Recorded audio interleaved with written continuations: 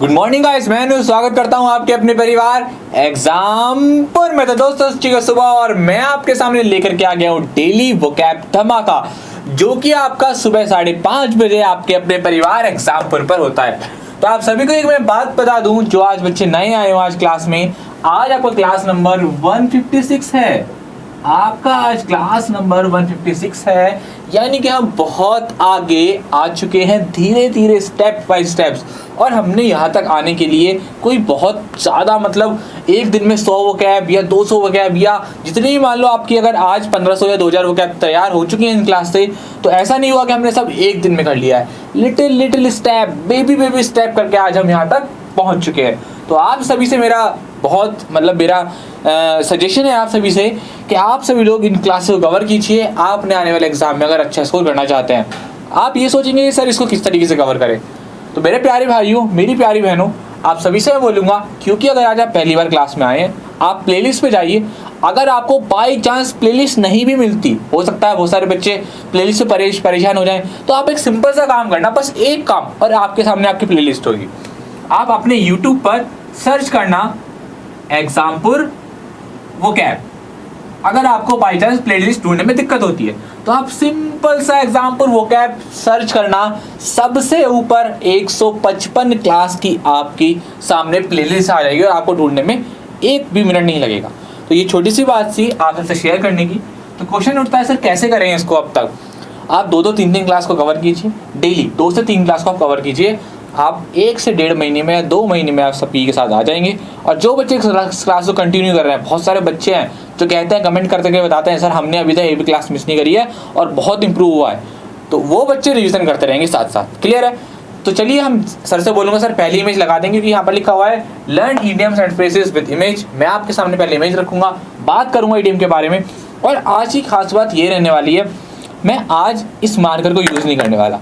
मैं आपके माइंड पर अटैक करूंगा। अटैक से मतलब मैं आपके माइंड पर स्ट्राइक करूंगा और आपको उस जगह ले जाऊंगा जहां पर ये ईडीएम आपका फिट बैठता है। तो क्यों ना किसी तरीके से नई तरीके से जो करते हैं, बस आपके सामने जो क्वेश्चन होगा वो मैं यहाँ पर उसका नंबर लिख दूंगा, ठीक है। और कोई इंपॉर्टेंट बात होगी तो जरूर करके बताऊंगा, कोशिश करूंगा कि आपको आपके हर एक ईडीएम से जोड़ने के लिए। ओके, तो जैसा कि हमारे सामने पहला जो इमेज आ चुका है, यहाँ पर क्या हो रहा है, एक ऑफिस के एनवायरनमेंट में ये सभी लोग लगे हुए हैं, काम को अपना सीरियसली कर रहे हैं। जैसा कि आप इस इमेज को देख करके बड़ा बोलेंगे कि सर ये सभी जो लोग हैं बड़ा सीरियसली अपने काम को कर रहे हैं, या इनकी बात को अलग भी रखते हैं। हम अपनी बात पर आ जाते हैं। हमारे एग्जाम अभी पास में है, तो हम सबको अपने अपने एग्जाम में बहुत मेहनत से काम करना है। अपने काम को, अपनी पढ़ाई को कैसा करना है, बहुत ज़्यादा सीरियसली लेना है। क्लियर? तो बार बार मैंने जो आपके सामने वर्ड बोला, क्या रीजन था सर, क्वेश्चन लगाएंगे। ओके, तो जैसा कि सभी के सामने आपके स्क्रीन पर पहला क्वेश्चन आप सभी के सामने आ चुका है। अंडरलाइन वाला जो पार्ट है वो आपका इडियम फ्रेजेस है, ठीक है। तो यहां पर लिखा हुआ है आपका गॉट डाउन टू बिजनेस। अब जैसा कि मैंने आपसे कहा कि ये सभी लोग काम पर अपना ध्यान दे रहे हैं, काम कर रहे हैं, मेहनत से जान लगा रहे हैं। तो ये क्या काम कर रहे हैं, अपने काम को सीरियसली इन्होंने करना शुरू कर दिया है। तो पहले का आपका जो ऑप्शन है वो आपका बी हो जाएगा, यानी कि क्या है आपका दे रखा है, बिगिन टू वर्क सीरियसली, अपने काम को सीरियसली शुरू करना। आपका क्या कहलाता है, आपका गेट डाउन टू बिजनेस। यहाँ पर सेकंड फॉर्म यूज सही है, इडियम होता है आपका गेट डाउन टू बिजनेस। चलिए, तो आप जो है इसको कैसे याद रखेंगे, आप सभी को अपनी अपनी पढ़ाई में क्या करना है, आप सभी को अपनी पढ़ाई को आज से इस वोकैबुलरी क्लास को क्या करना है, गेट डाउन टू बिजनेस, यानी कि कैसा काम करना है, शुरू करना है बिल्कुल सीरियसली होकर के। क्लियर हो रही है बात? चलिए सर नेक्स्ट इमेज का इस्तेमाल करते हैं, नेक्स्ट इमेज लगाते हैं। ओके, हाँ, तो एक प्यारी सी बच्ची हमारे सामने है और उसको जो है उसकी टीचर या उसका मम्मा जो है क्या कर रही है, उनको डांट रही है उस प्यारी सी बच्ची को। चलिए, तो आप जैसा कि देख रहे हैं कि यहाँ पर जिस बच्चे की क्या हो रही है, डांट पड़ रही है, जरूर इसने कोई हरकत करी होगी। तो जब हम किसी को डांटते हैं या सामने वाला हमसे बहुत ज़्यादा परेशान हो जाता है, उस टाइम पर किस ईडियम का हम इस्तेमाल करते हैं सर, क्वेश्चन लगाएंगे। ओके, तो जैसा कि आप सभी के सामने आपके स्क्रीन पर दूसरा इडियम आपका आ चुका है। सेकंड इडियम आपका give him a piece of mind. Give him, आप जैसा कि यहाँ पर लिखा हुआ है कि क्या लिखा हुआ है, हिज बिहेवियर कंपेल्ड मी उसके व्यवहार ने, देखिए यहाँ पर एक यूज हुआ है टर्म, क्या वो क्या भाई है, कंपेल्ड। कंपेल्ड, कंपेल का मतलब होता है मजबूर करना, किसी को मजबूर करना, ठीक है, इसको आप नोट कर लीजिएगा। तो वो कह रहा है उसके व्यवहार ने मुझे मजबूर कर दिया उसको क्या करने के लिए, give him a piece of mind करने के लिए, मतलब डांटने के लिए। तो आप इमेज को देखिए, बच्चे को डांटा जा रहा है, क्या कर रहे हैं, give him a piece of mind. या आप कभी भी कोई हरकत कर देते हैं तो आपके पिताजी जो है, आपकी माताजी जो है आपकी क्या करती हैं, डांटती हैं, स्कोल्ड करती हैं। तो इस टर्म के लिए हमारा जो यहाँ पर सेकंड नंबर क्वेश्चन है, सेकंड नंबर का आपका क्वेश्चन जो आपका दे रखा है, ऑप्शन नंबर आपका यहाँ पर सी, स्कोल्ड हिम, सही हो जाएगा। क्या हो जाएगा, स्कोल्ड हिम, ठीक है। तो आपको क्या हुआ, मान लो आपने कोई हरकत करी, आपके मान लो एग्जाम में अच्छे मार्क्स नहीं आए, तो आपकी जो मदर है, आपके जो फादर है, उन्होंने आपको क्या किया, give you a piece of mind. Clear हो रही है बात? आगे बढ़ते हैं नेक्स्ट इमेज की तरफ। ओके, अगली इमेज को देख करके सोचेंगे कि ये इमेज आपकी किस चीज को रिप्रेजेंट कर रही है। सभी लोगों को यहाँ पर सोचना है कि आपकी जो नेक्स्ट इमेज है वो यहाँ पर किस चीज को रिप्रेजेंट कर रही है। क्लियर हो रही है बात? तो जैसा कि आप सभी के सामने जो इमेज है वो सन की है। अगर मैं आपसे बोलूं कि भाई सन पर मेरे को पहुंचना है, तो आप क्या बोलोगे, अरे सर क्या मजाक कर रहे हो, सन पर पहुंचना इम्पॉसिबल है, वहां पर जाओगे तो जल जाओगे, ये चीजें बात है। लेकिन मेरी इच्छा है कि भाई सन पर पहुंचना है। तो ऐसी बात, ऐसी उम्मीद अपने मन में पाल लेना जो पूरी नहीं हो सकती, उसके लिए हम कौन सा इडियम यूज करते हैं, सर क्वेश्चन लगाएंगे। देखिए आप सभी के सामने क्वेश्चन नंबर 3 आ चुका है। क्वेश्चन नंबर 3 यहाँ पर आपका है hope against hope. Question number 3 क्या है आपका, होप अगेंस्ट होप। समझ में आ रही है बात? तो जैसा कि मैंने आप सभी से कहा, एक ऐसी आशा को, एक ऐसी उम्मीद को अपने मन में पाल लेना जो पूरी नहीं हो सकती, उसको आप क्या, कौन सा इडियम यूज करते हैं, आपका होप अगेंस्ट होप। ठीक है, मान लो आपके मन में कोई विश है और वो अगर पूरी नहीं हो सकती, आपको लगता है ऐसा, तो वो कैसी विश है आपकी, होप अगेंस्ट होप है। तो क्वेश्चन नंबर 3 का ऑप्शन नंबर सी यहाँ पर क्या दे रखा है, nurture and impossible hope. Nurture का मतलब होता है पालन पोषण करना, मन में कोई बात कैसे कर लेना, बैठा लेना। तो क्या होता है आपका hope against hope. Clear? Next image sir. Okay, देखिए नेक्स्ट इमेज जो है आपके सामने, इमेज नहीं है, सीधा वर्ड ही का मैंने यहाँ पर इस्तेमाल किया है। सर के साथ क्वेश्चन को भी लगा देंगे। ओके, तो जैसा कि आप सभी के सामने यहाँ पर एक वर्ड लिखा हुआ है इनसेंसिटिव। क्या लिखा हुआ है, इनसेंसिटिव। क्लियर हो रही है बात यहाँ तक? तो देखिए हमारे सामने यहाँ पर क्वेश्चन आया है, हैव अ थिक स्किन, है ना। यहाँ पर वो कह रहा है, पूरी बात को समझते हैं, यहाँ थोड़ा समझना पड़ेगा। People are always critical. जो लोग होते हैं वो हमेशा कैसे होते हैं, आलोचना करते हैं। समझाऊंगा कैसे। One needs to have a thick skin to cope up with criticism. देखिए यहाँ पर एक जो आपकी प्रीपोजिशन आ गई। अगर आप डेली 11 बजे वाली क्लास देखते हैं, वहाँ पर आपने प्रीपोजिशन की सारी क्लासेस कवर किया है, तो आप इस प्रीपोजिशन को जानते हो। इसका क्या मीनिंग होता है आपका, सामना करना। क्या होता है, सामना करना। ठीक है, क्रिटिकल वर्ड यहाँ पर आपका आया, क्रिटिकल। क्रिटिकल का क्या मीनिंग होता है आपका, आलोचनात्मक,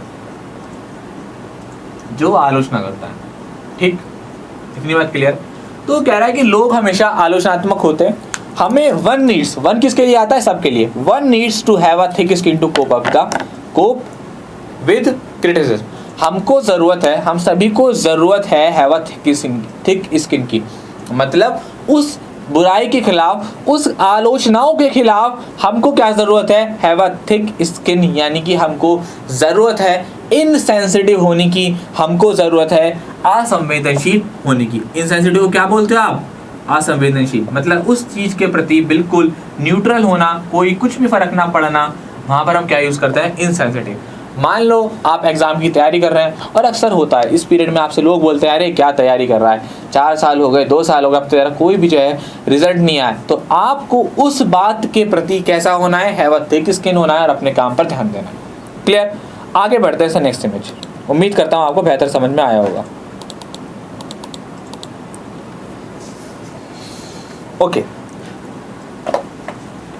तो जैसा कि आप अगली पेज में देख रहे हैं कि एक पर्सन है, वो शांत बैठा हुआ है। जब आप सुबह सुबह उठते हैं तो जब तक गर्मा गर्म चाय ना मिले तो आप जो है बड़े ही ऐसे शांत से बैठे रहते हैं, या आपका बड़ा सर दर्द होता है, आपका मूड खराब होता है, तो आप जो है उस समय शांत होना चाहते हैं और शांत की मुद्रा में बैठते हैं, या आप मेडिटेशन करते हैं तो उस टाइम पर आप शांत बैठते हैं। तो शांत रहने के लिए आप किस इडियम का इस्तेमाल करते हैं, सर लगाएंगे question. Question number 5। Question number फिर आप सभी के सामने आपकी स्क्रीन पर कह रहा है कि keep your wig. Keep your wig का आपका जो मीनिंग होता है वो क्या होता है आपका काम डाउन। क्या होता है आपका काम डाउन, बिल्कुल शांत रहना। वहां पर आप क्या यूज करते हैं कीप योर विग। क्लियर हो रही है बात? आगे बढ़ते हैं sir next question, next image है ना। तो आसान सा था, आप सभी को याद रखना है क्या आपको अपने गुस्से पर काबू रखना है, और जब गुस्सा है आपको क्या करना है keep your wig on. Okay हाँ, तो जैसा कि आप सभी के सामने नेक्स्ट इमेज आ चुकी है। अगली इमेज में क्या हो रहा है, एक बहुत सारे बच्चे क्लास में क्या कर रहे हैं शोर मचा रहे हैं। जैसे कि आप भी कभी छोटे होगे तो अपनी क्लास में क्या करते होगे शोर मचाते होगे। तो शोर मचाने के लिए आप किस इडियम का इस्तेमाल करते हैं सर जानते हैं? क्वेश्चन लगाएंगे इसका।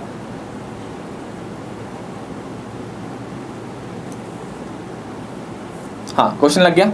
हाँ तो क्वेश्चन नंबर 6 यहाँ पर आपका किक अप आ रो। क्या है आपके सामने किक अप आ रो। क्वेश्चन नंबर 6 कह रहा है आपके सामने किक अप आ रो। तो आप सभी को याद रखना है जब आप छोटे थे अपनी क्लास में तो चेयर्स पर बेंच पर जरूर आपने क्या की होगी किक करी होगी, है ना। ये आपको अच्छे से बात याद होगी तो आप इस तरीके से याद करने लगे भाई आपने चेयर वगैरह पर जरूर किक मारी होगी, यानी क्या किया होगा अपनी क्लास में शोर मचाया होगा, उपद्रव किया होगा, बहुत ज्यादा नॉइज को क्रिएट किया होगा। तो यहाँ पर आपका जो ऑप्शन नंबर डी है मेड अ ग्रेट फस, वो आपका यहाँ पर राइट आंसर हो जाएगा। क्लियर हो रही बात? तो ऑप्शन नंबर डी आपका यहाँ पर सही है। बहुत ज्यादा शोर शराबा मचाना, आप उसके लिए क्या बोलते हैं मेड अ ग्रेट फस। क्लियर हो रही बात? आगे बढ़ते हैं सर नेक्स्ट इमेज की तरफ।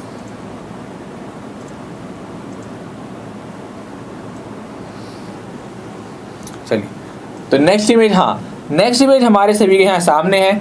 यहाँ पर एक आदमी दूसरे आदमी को क्या कर रहा है चिल्ला चिल्ला कर क्या कर रहा है समझा रहा है। तो किसी को समझाने के लिए हम किस इडियम का इस्तेमाल करते हैं सर? इसका क्वेश्चन लगाएंगे।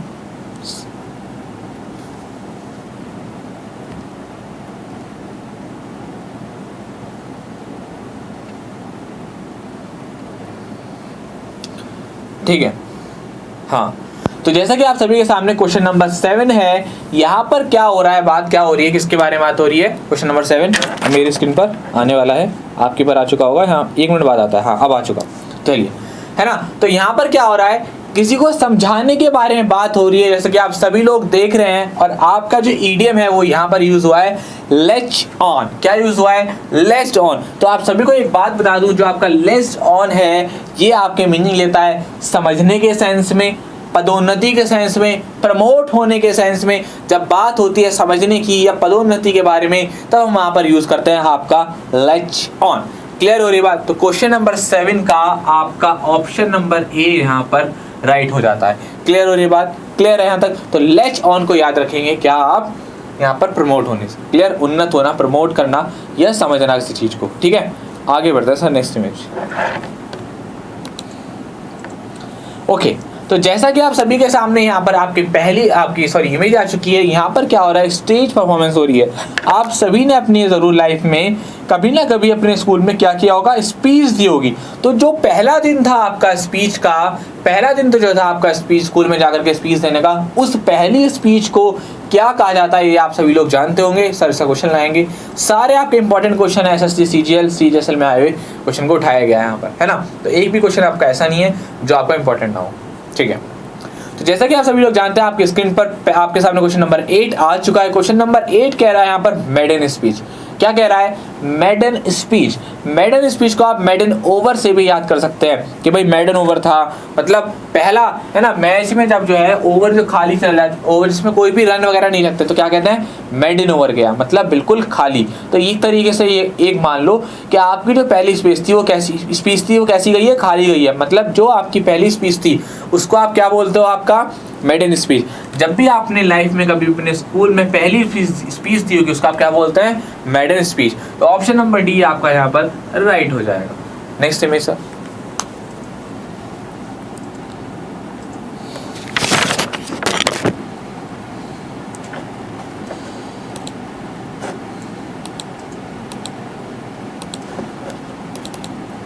तो जैसा कि आप सभी के सामने नेक्स्ट इमेज यहाँ पर आपके सामने आ चुकी है। नेक्स्ट इमेज जो आपके सामने कह रहा है वो क्या है? कैलकुलेटर। कौन सी इमेज है यहाँ पर आपकी? कैलकुलेटर। तो आप कैलकुलेटर लेकर क्या बोल सकते हो, आप बोलोगे कि सर ये जो कैलकुलेटर है ये जो है एग्जाम में ले जाना कैसा है, इलीगल है, इसको अगर हम क्लास में ले जाते हैं तो वो हमको क्या कर देगा, बाहर निकाल देगा, हमें एग्जाम भी नहीं देने देगा। क्लियर हो रही है यहाँ तक बात। तो आप एक बात याद रखेंगे, ये आपका एग्जाम में ले जाना कैसा है, इलीगल है। इसलिए जो यहाँ पर जो आपका क्वेश्चन आने वाला है वो कुछ इस तरीके का होने वाला है। सर इसको लगाएंगे, ओके हाँ। तो जैसे कि आप सभी के सामने आपके स्क्रीन पर क्वेश्चन नंबर 9 यहाँ आ चुका है। क्वेश्चन नंबर 9 है यहाँ पर आपका नल एंड वॉइड। तो आप इस कैलकुलेटर को याद रखिए कि आपका जो कैलकुलेटर ले जाना आपके एग्जाम में कैसा है, इनवैलिड है, मतलब वैलिड नहीं है। आप उसको क्या कर सकते हो, अपने एग्जाम में ले जा नहीं सकते हो, कैसा है आपका, वैलिड नहीं है। तो जो चीज़ कैसी होती है, इनवैलिड होती है, वहाँ आप यूज़ करते हैं नल एंड वॉइड। तो क्वेश्चन नंबर 9 का आपका ऑप्शन नंबर डी यहाँ पर राइट हो जाता है। आगे बढ़ते हैं सर, नेक्स्ट इमेज।